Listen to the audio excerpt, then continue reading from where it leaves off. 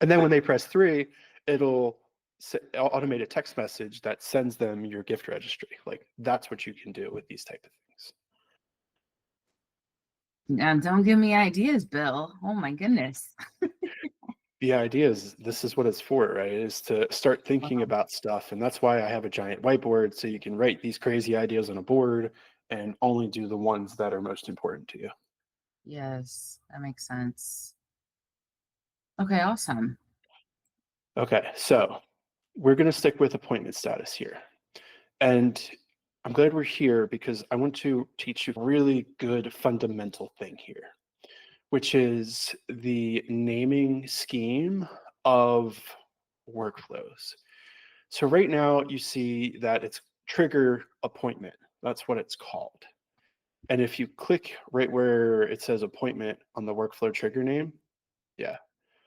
What we're going to do is at the end of the word appointment, hit space, then put a dash, and then put a space.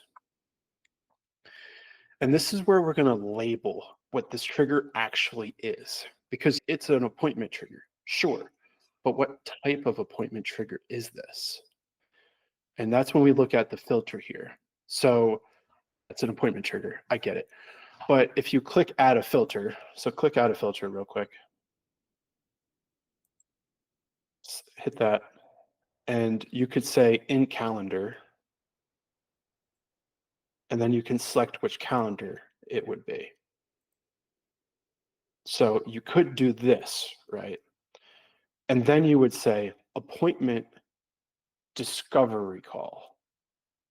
So now you can see, oh, this trigger is for my discovery call calendar.